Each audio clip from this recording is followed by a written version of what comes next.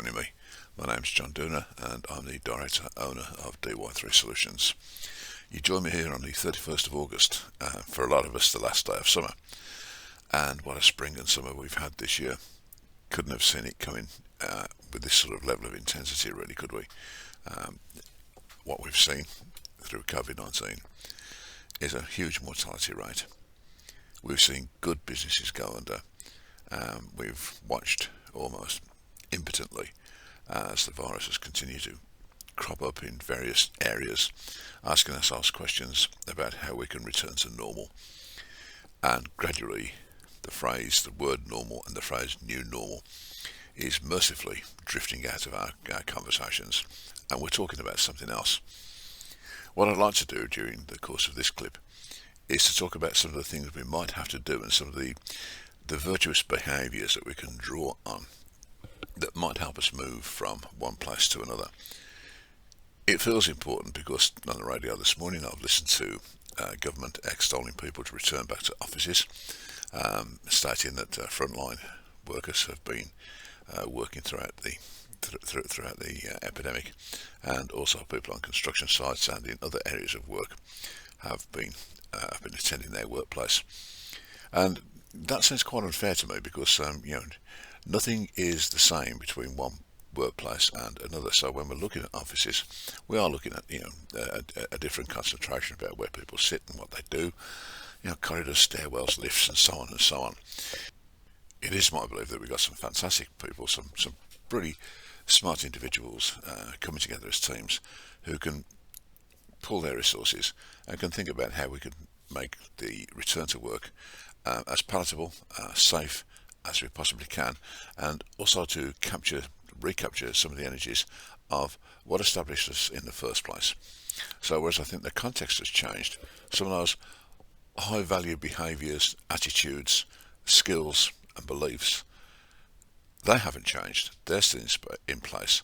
So let's see how we can best utilise them, shall we? So here's an idea of what I mean. With this particular team, we'd spoken about, look, here are the good things that are going on here.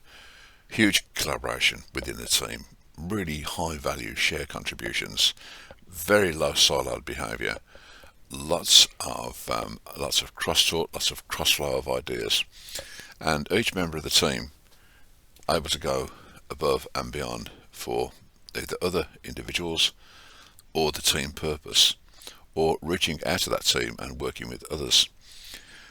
And what they had got was a capacity to lift each other on those bad days notwithstanding. We all know how we should behave and what we should feel like, but on bad days sometimes it's really hard to get there. What this team was particularly gifted at was extending helping hands, and those moments of sort of quiet support, those quiet nudges, that sort of feeling of, okay, it's all right, I get it, I can cover that for you. Now, when I take a look at what's there, none of that has been wiped out by COVID. It's still in place. I think it's our job, our role to say, okay, how do we tap back into that and how do we use it given our approaching context? Confession, I've never mastered a Rubiks Cube, and it's also only a few days ago since I watched a young kid just do one in front of me. Yeah, you are a clever boy, aren't you? Well done. Anyway, why here? Well, Rubiks Cube, what have we got? Multi-faced, very hard to line everything up at once, and it feels to me that's how it is when we take a look at sometimes quite simple models like the Tupman model, and we say, well, is that a linear process? Is that something that sits across all of the organisation and our teams at once? And the answer is no, because in some areas we're going to find that we are performing, in other areas we're going to find that we are in a norming area, and in other parts of the process we're going to be adjourning, we're going to be moving on to something else and acknowledging our past. That is where I think we are now, and what we need to be wise to is to be able to set the scene by saying this is what we're adjourning from, and here's where we're going to, and to be aware of the sort of strength behaviours that we are carrying forward that we would want to develop. So let's take a look. Here's here are some of the strength behaviours identified in a team with which I work with very closely. Now, as this team reforms, it would seem to me to be absolutely sensible and just a really good starting point to say, look, here are the main themes of our story. This is what we do well. We communicate well. There's good recognition of what leadership looks, sounds and feels like here. We are excellent at telling our story to other people. We are great communicators and we are confident in our systems and processes. What am I trying to do here as I look forward? I'm trying to, I think, lower the threshold of anxiety to talk to team members in a way that acknowledges our strength areas, that says that none of this has gone away. It's going to have to be reconfigured, of course it is, and that journey may be a little bit rocky, but for leadership, for management, it's about, for me, developing the context, the clarity and the communication networks within which that can happen. Some of this might be office based, some of this might be from working from home or other locations. I don't think that necessarily means that we dispose of our strength areas. In fact, what we need to be doing at times like this is leaning into our strength areas and drawing inspiration from them and reconvincing us that we have got the capacity and the potential to be what we were in a different context. But I want to take this one step further. We can settle with being what we were. I think we've got a fantastic opportunity to explore ways in which we can be better than, and whatever the future looks like for us, we are going to be in a stronger position at some point, because as we are looking into, of course, a difficult and challenging time in the initial stages of moving forward, we have to, in my view, keep our eye on what it is we can be. And to do that, to repeat, we need to lean into our strengths and ask ourselves how they apply to our current situation and how we can develop a motivational improvement model that has meaning within our teams and can be recognised and seen, identified by other partners, stakeholders and customers.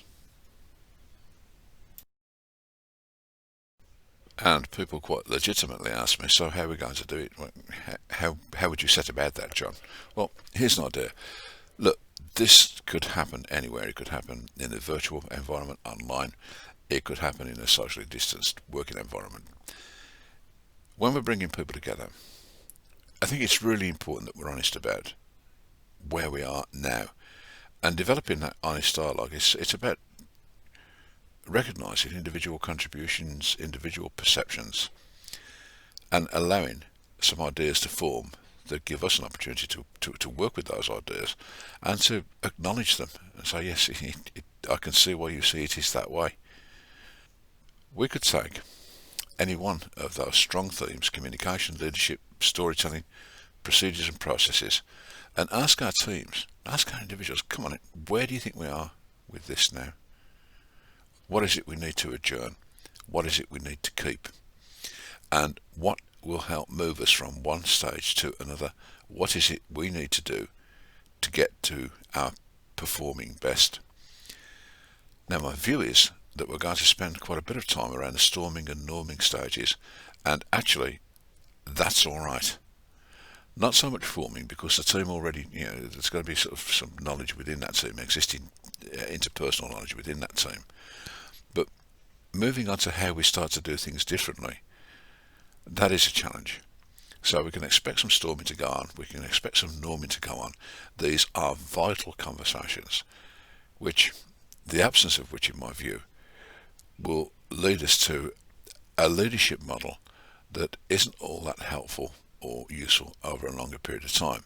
So we are donating some responsibility back to our teams to help us define the now, to give us some information that allows us to move on, acknowledging individual contributions, acknowledging what should be celebrated, acknowledging what should be kept, and regretfully having to be quite clear about what we're going to have to leave behind.